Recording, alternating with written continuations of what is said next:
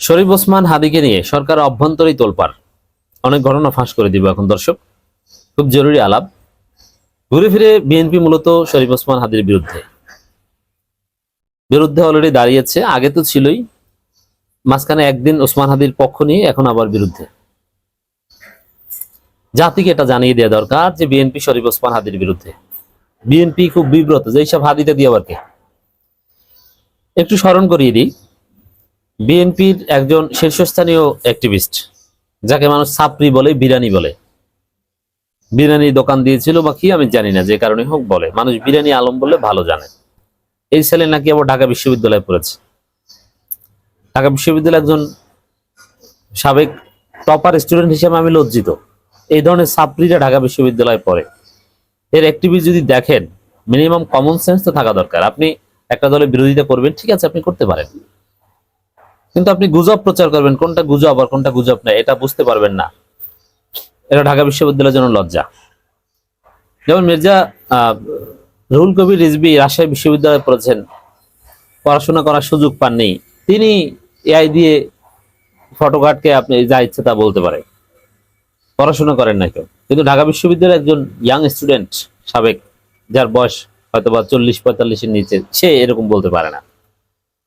তো এরকম একজন গুজববাজ, মিথ্যুক, বাটপার শাহেদ আলম নামের এক ছাত্রী, এ অনেক আগে থেকেই শরীফ ওসমান হাদিকে গালাগালি করে আসছে। শুধু এই শাহেদ আলম না, নানান কথা বলেছে, অকথ্য ভাষায় গালাগালি করেছে। কেননা শরীফ ওসমান হাদি বিএনপির চেতনা ব্যবসার বিরুদ্ধে। ৭১-এর যে চেতনা ব্যবসা, যেটা আওয়ামী ন্যারেটিভ এবং ভারতীয় ন্যারেটিভ, এর বিরুদ্ধে শরীফ ওসমান হাদি, শুধু বিরুদ্ধে না, মারাত্মক বিরুদ্ধে। তো দর্শক, শুধু শাহেদ আলম না, আপনি বিএনপির যত পরিচিত অনলাইন অ্যাক্টিভিস্ট আছে, ন্যারেটিভ নির্মাতা আছে, তারেক রহমান যাদেরকে লজ্জা শরম ছিল, তারেক রহমানকে গালি দিতেন একসময় শাহেদ। এখন এই শাহেদ আলম তারেক রহমানের গুণগান গান, অথচ তারেক রহমানের সমালোচনা করতেন, জয়ের প্রশংসা করতেন, সজীব ওয়াজেদ জয়ের। এই শাহেদ আলম শরীফ ওসমান হাদিকে অকথ্য ভাষায় গালাগালি করে ফেসবুকে পোস্ট দিয়েছে, সেটা এখনো মজুদ আছে, ডিলিট করেনি। আরো যারা আছে ন্যারেটিভ নির্মাণের দায়িত্বে, তারেক রহমান যাদেরকে দায়িত্ব দিয়েছে, এরা সবাই শরীফ ওসমান হাদির বিরুদ্ধে লিখত এবং গালাগালি করত। আপত্তিকর ভাষায় সমালোচনা এটা করতে পারে, সমস্যা না, সমালোচনা করলে যে আপনি ক্ষতিকর তা না, কিন্তু গালাগালি করত। এক কথায় যদি বলি, এখন যেটা সামনে আসছে যে আলোচনাটা, এবং মামলা হলে শরীফ ওসমান হাদির পক্ষে যদি শিশির মনির লড়েন, ব্যারিস্টার কায়সার কামালরা হত্যাকারীদেরও বাঁচাতে পারবেন না।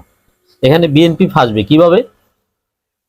একটা প্রশ্ন সামনে আসছে যে ওসমান হাদিকে হত্যা করেছে আওয়ামী লীগ, এটা স্পষ্ট, কিন্তু হত্যাযোগ্য করেছে বিএনপি।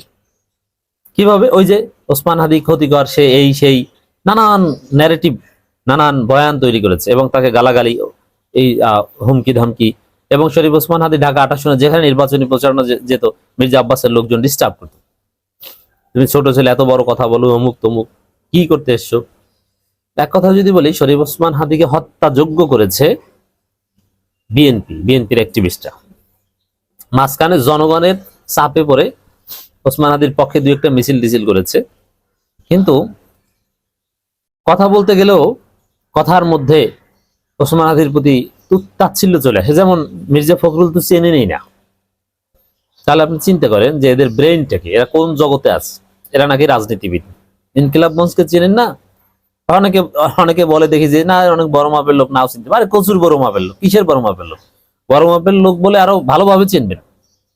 আপনি শরীফ ওসমান হাদিকে চেনেন না, ইনকিলাব মঞ্চকে চেনেন না, আপনি বাংলাদেশের একজন অপদার্থ, থার্ড ক্লাস, অশিক্ষিত মূর্খ। কোন রাজনৈতিক পার্সপেক্টিভে আপনি রাজনীতির কোনো খবরই রাখেন না, আপনি মদ খেয়ে মাতাল হয়ে থাকেন, এইটা হচ্ছে আপনার রাজনীতি, এই কারণে আপনি চিনেন না। বিএনপির লোকজন গালাগালি করে, এই দিক থেকেও তো অ্যাটলিস্ট চেনা দরকার। আবার তো এইভাবে হিস্ট্রিক্যালি, মানে হিস্ট্রি বলতে এখানে হয়তো বা 1 বছরের ইতিহাস, বিএনপি শরীফ ওসমান হাদির শত্রু, তার বিরুদ্ধে প্রচারণা, তাকে গালাগালি করতো বিএনপির লোকজন। শুধু ওসমান হাদিকে যারা হসপিটালে নিয়ে গেছিল, তার সহকর্মী, খালি বলে নাই যে বিএনপি তারা কয়দিন টিকতে পারবি আমরা দেখে নিব। হিসাব নিকেশ করেই বলেছে। এবং ইনকিলাব মঞ্চের সন্দেহের তীর যে বিএনপির দিকে ছিল শুরু থেকেই, এটা অমূলক নয়। হত্যাটা আওয়ামী লীগ করলেও হত্যাযোগ্য করেছে বিএনপি। আবার এরকমও হতে পারে যে আওয়ামী লীগের এই শুটারকে, কিলারকে মির্জা আব্বাস তার টাকা পয়সা দিয়ে তাদের বিএনপির আইনজীবীদের মাধ্যমে বের করেছেন, জেল থেকে জেল করে শুট করিয়েছেন এবং বিএনপির লোকজনের সহায়তায় ভারত পালিয়েছে। ইট কুড বি, যদিও আমি বলছি যে এটা হতে পারে, এটা পারসেপশন, এটা তদন্ত সাপেক্ষ বিষয়। কিন্তু সরকারের অভ্যন্তরে এটা নিয়ে বিরাট ঝামেলা চলছে। এটা হচ্ছে আমি প্রথম যে তথ্যটা দিতে চেয়েছিলাম। সরকারে বিএনপির প্রভাব সবচেয়ে বেশি, আপনারা জানেন। সচিবদের দিকে যদি তাকান, 4 জন সচিব আছে, একজন একদম নিরপেক্ষ, পেশাদারিত্ব বজায় রাখে, তাদেরকে চুক্তিভিত্তিক নিয়োগ দেওয়া হয়েছে। আর জামাতপন্থী হলো তারা কোনো পক্ষপাত করেন না, কিন্তু জামাতকে পছন্দ করেন বা ইসলামপন্থী, এরকম সচিব আছেন 4 জন। আর বাকি সব 100-র কাছাকাছি সব বিএনপি।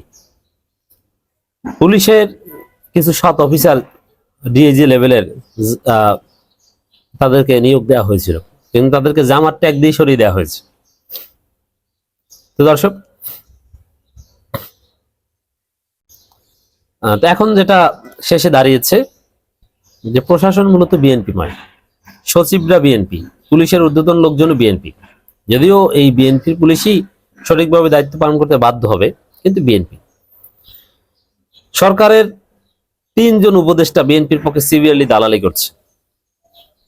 তাদের নির্লিপ্ততার কারণে শরীফ ওসমান হাদির খুনিরা পালাতে পেরেছে।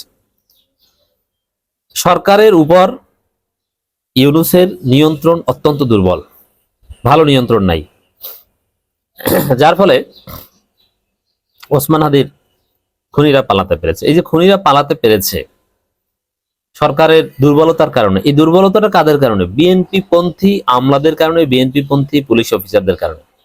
এবং এই বিএনপি পন্থী এরা মূলত আওয়ামী লীগ ছিল, এরা এখন মুক্তিযোদ্ধা স্লোগান দিয়ে তারা ভোল পাল্টে বিএনপি সেজেছে। কারণ মুক্তিযোদ্ধা বললে এখন বিএনপি করা যায়, নব্য বিএনপিরা, অরিজিনাল বিএনপি, এমনকি যারা অরিজিনাল বিএনপি এদেরকেও সাইড লাইনে পাঠিয়ে দিয়েছে। বিএনপির 2 গ্রুপেও দ্বন্দ্ব চলছে প্রশাসনের ভিতরে। তো এই কারণে, এই যে বিএনপি পন্থীদের কারণে, বিএনপির 2 গ্রুপের দ্বন্দ্বের কারণে, বিএনপির নোংরামির কারণে, তারেক রহমানের নোংরামির কারণে, সালাউদ্দিনের নোংরামির কারণে প্রশাসনের ভিতরে তাদের আনডিউ ইনফ্লুয়েন্স করার যে একটা অপরাজনীতি, এই জন্যে আমাদের রাষ্ট্রযন্ত্র ঠিকমতো কাজ করছে না, যার ফলে খুনিরা পালাতে পেরেছে। এইটাই ফাঁস করে দিয়েছেন ইনকিলাব মঞ্চের সদস্য সচিব, যে রাষ্ট্রীয় সংস্থার উপর সরকারের কোনো নিয়ন্ত্রণ নাই। কেন নিয়ন্ত্রণ নেই, এই ব্যাখ্যাটা এতক্ষণ দিলাম।